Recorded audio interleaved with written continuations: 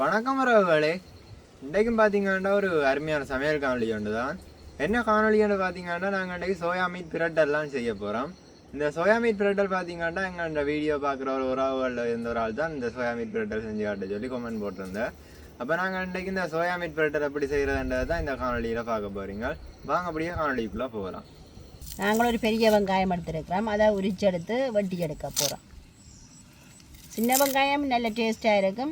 நாங்கள் பெரிய வெங்காயம் தான் எடுத்துருக்கோம். சின்ன வெங்காயம் இருந்தால் அதுக்கு சின்ன வெங்காயம் சேர்த்துக்கொள்ளுங்க.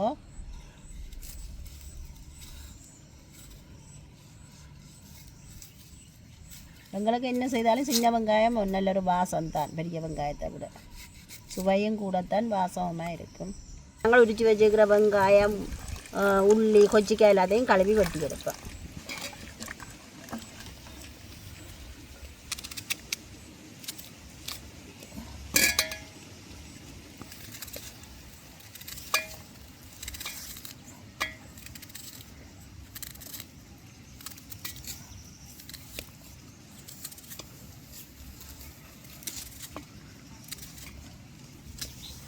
நாங்கள் இப்போ உள்ளியெல்லாம் உரித்து கழுவி எடுத்து வச்சுருக்கோம், அதையும் வெட்டி எடுப்போம். இந்த கொச்சிக்காயையும் சின்ன சின்னதாக வெட்டி எடுக்க போகிறோம்.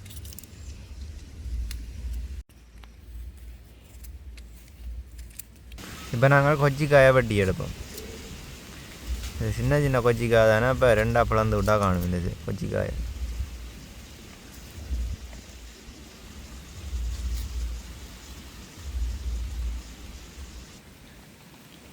இப்போ நாங்கள் இந்த சோயா மீட்டை நாங்கள் நல்ல வடிவாக ஊற வச்சு எடுத்துட்டோம்.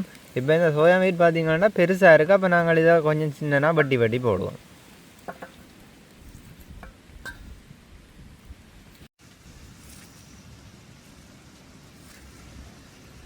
அடுப்பு நல்லா எரியுது, நான் சட்டிக்கு அடுப்பில் வைக்க போகிறேன். எங்களை சோயா மீட் நல்லா ஊறிட்டு நாங்கள் நல்லா சின்ன சின்னனா வட்டி எடுத்துட்டோம். இப்போ இந்த சுவை ஊட்டிக்க நாங்கள் இந்த சோயா மீட்டுக்குள்ளே சேர்த்து நல்ல வடிவாக பிரட்டி விட போகிறோம். நீங்கள் விருப்பம் வேண்டா சேர்க்கலாம், விருப்பம் இல்லையா சேர்க்க விடலாம்.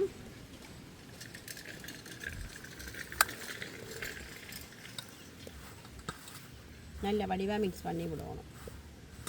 அதில் கறி இறக்கேக்கை நாங்கள் இதை சேர்த்து கொள்ளலாம்.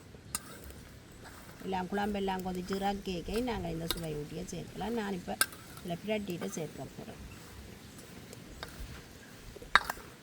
நல்ல வடிவாக சுவை ஊட்டிக்கலாம் பிரட்டி எடுத்துட்டேன். சோயா மீட்டில் சட்டி நல்லா சூடு ஏறிட்டது. நான் இந்த வெங்காயங்கள் அதில் பொரிக்கிறதுக்கு தேவையான எண்ணெயை சேர்த்துக்கொள்கிறேன். எண்ணெய் நல்லா சூடாகிட்டது. நான் கடுகை சேர்த்துக்கொள்கிறேன். முதல்ல இதான் பெருஞ்சீரகம் சேர்க்கிறேன். அதோடு சேர்த்து வெந்தயமும் சேர்த்துக்கொள்கிறேன். நல்லா பொரிக்கட்டும் அப்படின்னு சேர்ந்து. இதோட நான் வெட்டி வச்சிருக்கிற கொச்சிக்காய், உள்ளி, வெங்காயம் அது எல்லாத்தையும் சேர்த்து போடுறேன்.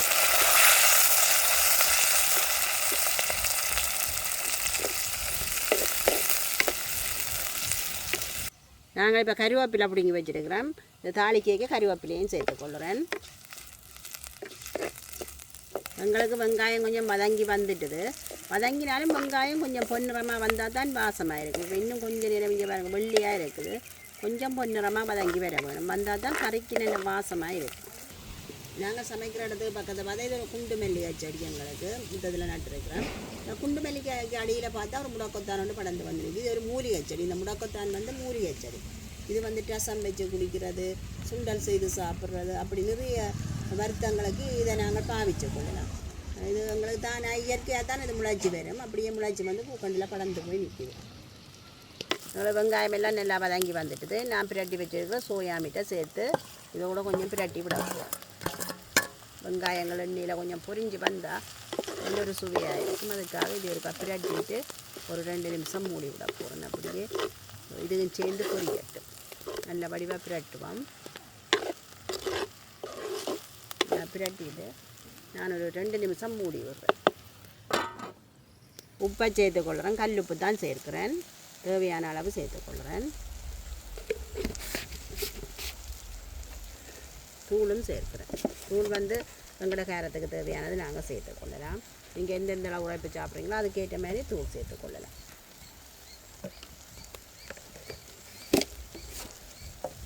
நல்லா எல்லாத்தையும் சேர்த்து பிரட்டி விடுவோம். அப்போ தான் இந்த தூள் வெக்க போகும். நல்ல வடிவாக உப்புத்தூள் எல்லாம் சேர நாங்கள் வடிவாக பிரட்டி விட வேணும். பிரட்டிட்டு இது ஒரு மூடி விடுறேன். இந்த தூள் வெக்க கொஞ்சம் மடங்கட்டும். நான் திறந்து பார்க்குறேன். தூள் வெக்க எல்லாம் மடங்கிட்டுது. இனி நான் அதுக்கு தேங்காய் பால் சேர்க்கப்போகிறேன். தேங்காய் பால் வந்து நான் 2 தரம் புளிஞ்ச பால் எடுத்து வச்சுருக்கிறேன். தேங்காய் பால் அதை சேர்த்துக்கொள்கிறேன். தேங்காய் பால் கொஞ்சம் கூட விட்டு சோயா மீட் கொஞ்சம் தேங்காய் பால் இழுக்கும். கொஞ்சம் கூட விட்டுட்டு எங்களுக்கு பிரட்டலாக வச்சா தான் நல்ல ஒரு சுவையில் வரும்.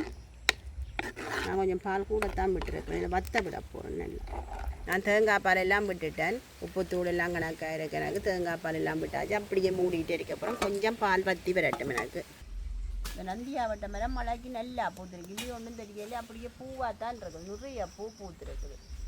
நாங்கள் ஒரு திறந்து பார்ப்போம். கறியை உங்களுக்கு நல்லா கொதிச்சு அவிக்கிட்டு இறைச்சி கறி மாதிரி இருக்குது. நல்லா கொதிக்குது. நான் இதுக்கு தேசி புளி சேர்க்கிறேன். பழப்புளி தான் கொஞ்சம் கரைச்சி எடுத்து வச்சுருக்கிறேன். அதை சேர்த்துக்கொள்கிறேன். பழப்புளியை சேர்த்துக்கொள்கிறேன். சேர்த்து நல்ல வடிவாக பிரட்டி விடுவோம். பழப்புளியும் சேர்த்து ஊரைக்குள்ள நல்ல ஒரு சுவையாக வரும். நல்ல பிரட்டலாக வரைக்கும் நல்ல ஒரு டேஸ்ட்டில் வரும்.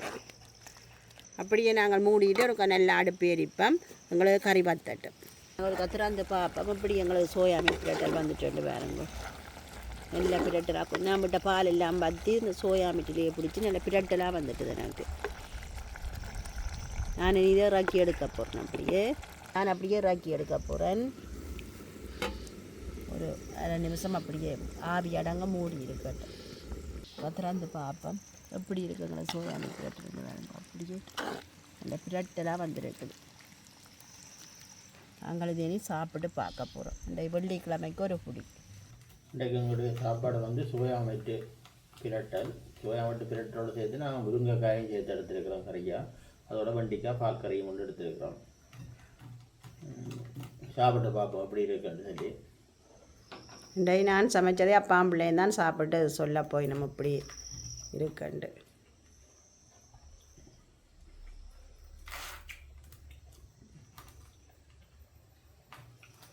சோயா மீட் பரவாயில்ல. இறைச்சி கறி மாதிரி கிடக்குது. இறைச்சி துண்டுகள் மாதிரி. அதுவும் அது டேஸ்ட்டாக இருக்குது. நல்ல டேஸ்ட்டாக இருக்குது. நாங்கள் அந்த சுவை ஊட்டிய இறக்கேக்க போடுறதை விட நாங்கள் சமைக்க ஊற விட்டு அதை பிரட்டி போடிக்க அதில் ஒரு சுவை ஒன்று இருக்குத்தான்.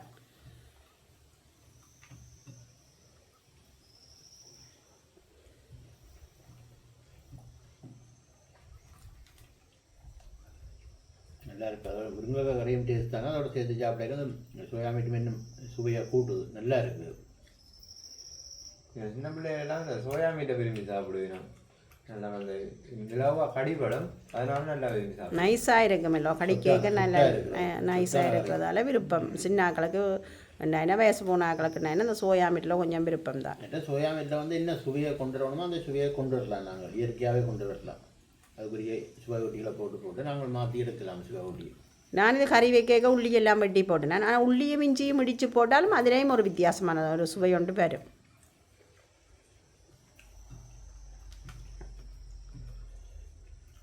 நாங்கள் இந்த சாப்பாடோட வந்து இந்த காணொலியை நிறைவு செய்வோம். இந்த சோயா மீட் கறி வந்து எல்லோரும் விரும்பி சாப்பிடக்கூடியது. எல்லோரும் செய்து சாப்பிடும் மாதிரி இலகுவாக செய்யலாம். என்னென்னா சோயா மீட் வந்து கடையில் விற்கிது. அதை நாங்கள் தேவையான அளவு நாங்கள் எடுத்து போட்டு எங்களுக்கு தேவையான சுவையிலையும் வாங்கி கொள்ளலாம். உடனே கறியை வச்சு உடனே சாப்பிடக்கூடிய மாதிரி உண்டு. இப்போ நீங்களும் இலகுவாக செய்யலாம். இதை வச்சு சாப்பிட்டு பாருங்க. சோயா மீட் கறியை செய்து சாப்பிட்டு பாருங்கள். அப்போ இதோட நாங்கள் இந்த காணொலியை நிறைவு செய்கிறோம். பாய்.